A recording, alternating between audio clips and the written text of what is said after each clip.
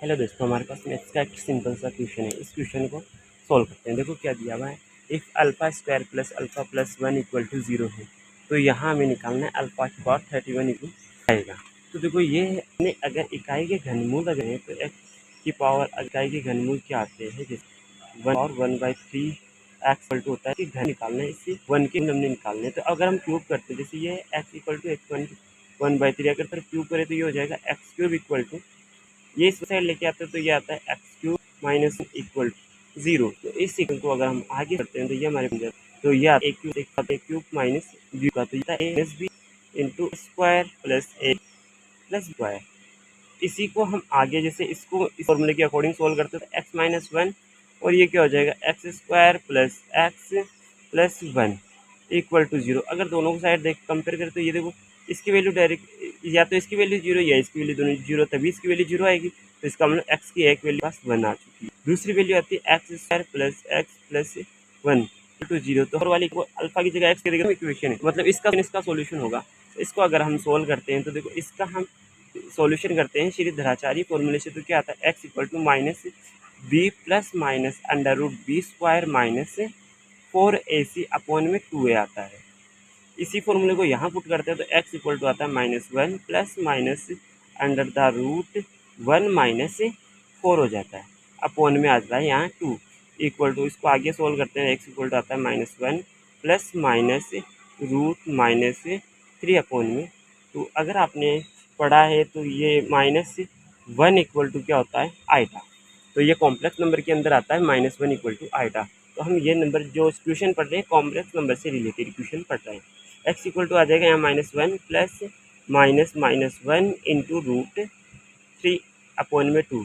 इसी को अगर हम लिखेंगे आगे 1 minus plus minus under root 3 upon into iota upon में 2। अब देखो इसको अगर हम अब देखो एक होता है ओमेगा, इसको अगर इकाई के घनमूल देखे तो क्या देखते हैं 1 ओमेगा और ओमेगा स्क्वायर देखते हैं।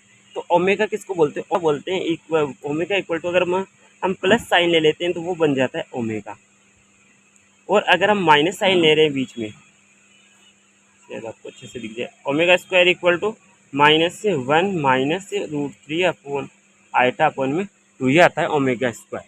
तो अब आगे हम देखते तो मतलब इसका मतलब इसकी जो सॉल्यूशन है क्या है, अब ये ओमेगा की फॉर्म में आ गया, मतलब ये क्या है, इसको हम ओमेगा की पावर 31 लिख सकते हैं।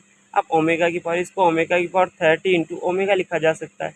तो ये ओमेगा की पावर, अब जैसे ओमेगा का एक फॉर्मूला था, जैसे ओमेगा की पावर 3 करते हैं तो इसकी वैल्यू क्या आ जाती है 1 आती है ओमेगा की पावर, यानी यहाँ एक्स की जगह एक्स, इसका ओमेगा इसका एक सॉल्यूशन है, तो एक्स की जगह ओमेगा रखने पे भी ये सॉल्यूशन देगा। तो एक्स की पावर 3 यानी ओमेगा की पावर 3 इक्वल टू 1, तो यहाँ ओमेगा की पावर 3 इक्वल टू यानी ओमेगा की पावर 31 इक्वल टू ओमेगा की पावर 3 इंटू 10, यानी इसकी 1 की पावर 10 तो 1 हो गया इंटू ओमेगा, तो यह क्या आ गया ओमेगा। ओमेगा किसकी जगह रखा, तो अल्फा की जगह, तो यानी अल्फा की पावर 31 इक्वल टू हमारे पास क्या है अल्फा आ गया। तो इस इक्वेशन को एक बार फिर से देखते, देखो हमारे पास ये इक्वेशन दिया हुआ था, इसको हमें इसकी वैल्यू फाइंड करनी थी, तो हमने दिया इकाई के घनमूल वाला फॉर्मूला लगाया। इकाई के घनमूल कैसे निकाले जाते हैं वो हमने यहाँ समझ लिया। तो सबसे पहले क्या करते हैं, इनका क्यूब कर देते हैं, ये बनी, फिर ये एक्स क्यूब माइनस 1 एक इक्वेशन बनी, इसका सोल्यूशन करते हैं A cube minus B cube A minus B into A square plus A B plus B square से। तो ए की जगह तो यहाँ एक्स है, बी की जगह 1 है, तो ये पुट किया यहाँ, तो इसकी वैल्यू तो डायरेक्टली हमारे पास कब 1 आ गई। इसकी वैल्यू हम निकालते हैं श्रीधराचार्य फॉर्मूले से। श्रीधराचार्य फॉर्मूले क्या होता है, x equal to minus b plus minus under root b square minus 4ac upon में 2।